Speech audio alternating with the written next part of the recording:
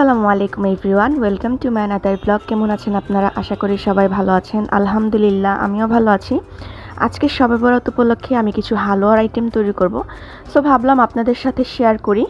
তো এখানে আমি ফার্স্টে গাজরের হালুয়া তৈরি করব, সেজন্য কিছু পরিমাণ মতো গাজর গ্রেট করে নিয়েছি। আর প্যানের মধ্যে ঘি আর এলাচ গরম করে এটার মধ্যে গাজরগুলো দিয়ে দিব।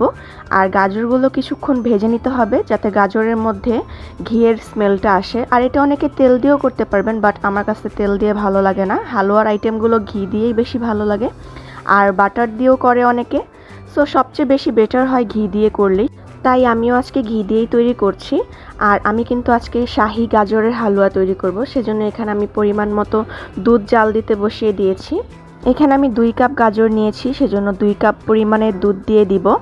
আর দুধ দিয়ে গাজরের হালুয়া তৈরি করলে গাজরের হালুয়ার স্মেল প্লাস খাওয়ার টেস্ট অনেক গুণ পরিমাণ বেড়ে যায়।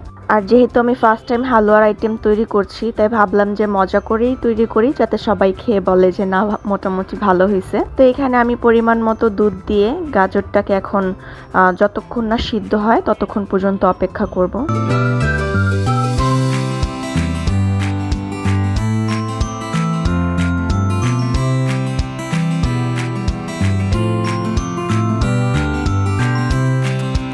গাজরটা প্রায় সিদ্ধ হয়ে আসছে আর দুধটাও শুকিয়ে যাচ্ছে। তো এই সময় আমি গুঁড়ো দুধ দিয়ে দিব। আর গুঁড়ো দুধটা দিলে গাজরের হালুয়া খুবই মজা হয়। সেটা যখন খাবেন তখন জিহ্বার নিচে যখন গুঁড়ো দুধটা পড়ে তখন খুবই মজা লাগে। আর গুঁড়ো দুধ দেওয়ার কারণে এটা একটা মাওয়ার কাজ করে। আমরা কিন্তু হালুয়াতে মাওয়া দিই, কিন্তু সবসময় কিন্তু মাওয়া হাতের কাছে থাকে না। সো সেই ক্ষেত্রে গুঁড়ো দুধটা দিয়ে দিলে আর কি মোটামুটি মাওয়ার কাজটা গুঁড়ো দুধই করে দেয়। আর এখন এটার পানি পুরোপুরি শুকিয়ে না যাওয়া পর্যন্ত অনবরত নাড়তে হবে আর ভাজা ভাজা করে নিতে হবে ঘিয়ের উপরে। আর এটা যখন হয়ে আসবে তখন আবার 1 চা চামচ ঘি দিয়ে সেটাকে আলতো হাতে মিশিয়ে নিতে হবে, যাতে ঘিয়ের ফ্লেভারটা একদম পুরো হালুয়ার মধ্যে মিক্স হয়ে যায়। কারণ ফার্স্টে যে ঘিটা দিয়েছি সেটা তো রান্না করতে করতে প্রায় স্মেলটা কমে আসছে, আর লাস্টের ঘিটা দিলে কি হালুয়াটা খাওয়ার সময় পর্যন্ত স্ট্রং ফ্লেভারটা পাওয়া যায়।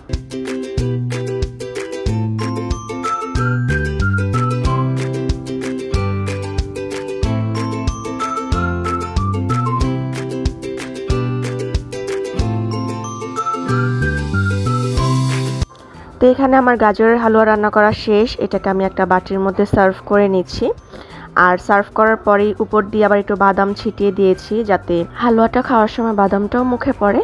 আর বাদাম দিয়ে সাজিয়ে দেওয়ার কারণে হালুয়াটাও খুব সুন্দর লাগতেছে। আপনাদের কাছে কেমন লাগছে প্লিজ কমেন্টে জানাবেন। আর আমি কিন্তু পাক্কা রাঁধুনি না, সো চেষ্টা করছি রান্না করার।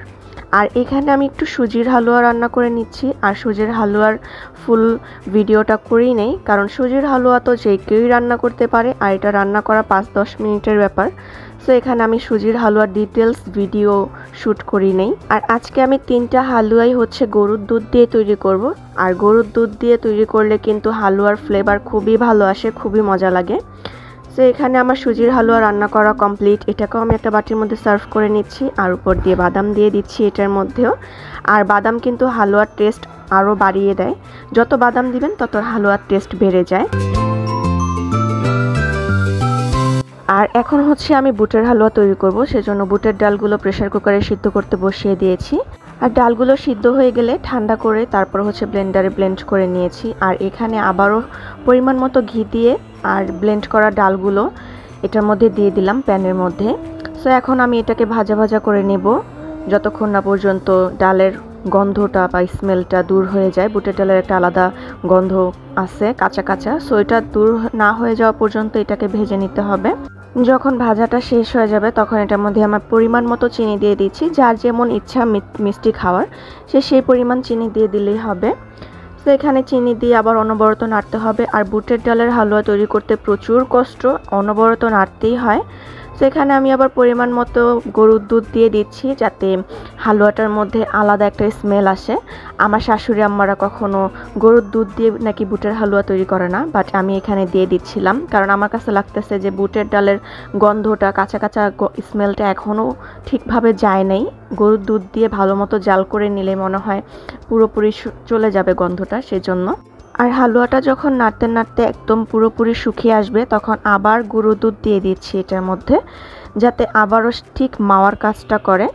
সো এখানে আমি অনেকগুলো গুঁড়ো দুধ দিয়ে এটাকে মিক্স করে নিব, যাতে এটার মধ্যে খুব সুন্দর একটা ফ্লেভার চলে আসে।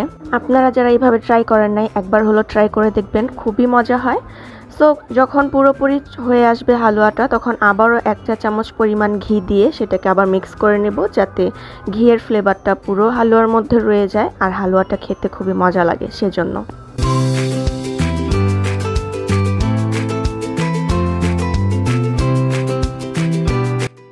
তো অবশেষে আমার বুটের হালুয়া রান্না করা কমপ্লিট। এখানে আমি এটাকেও সার্ভ করে নিচ্ছি, আর ঠিক সেমভাবে এটাকেও আমি বাদাম দিয়ে ডেকোরেশন করে নিব।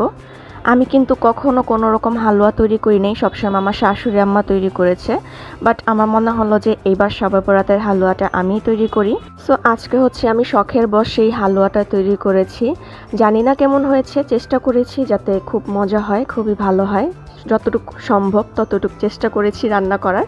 আর এখানে আমি একটু বুটের ডালের হালুয়া বরফি করার জন্য একটা প্লেটের মধ্যে ঠান্ডা হওয়ার জন্য রেখে দিয়েছি, পরবর্তীতে যাতে আমরা বরফির মতো কেটে খেতে পারি। আমার হালুয়া বানানো দেখে আনান, শাফিন, আমার শাশুড়ি আম্মু তো খুবই হ্যাপি যে আমি ফার্স্ট টাইম হালুয়া তৈরি করেছি। বাট ওনারা খেয়ে বলতেছিল যে খুবই মজা হয়েছে। আর আমার ফ্যামিলির মানুষ আমাকে এমনিও খুবই অ্যাপ্রিসিয়েট করে যে কোনো কাজেই। সো আপনারা কারা কারা এইভাবে হালুয়া তৈরি করে খান তারা প্লিজ কমেন্টে জানাবেন। আজকের ভিডিওটি এই পর্যন্তই ছিল। ধন্যবাদ কষ্ট করে ভিডিওটি এই পর্যন্ত দেখার জন্য। আল্লাহ হাফেজ।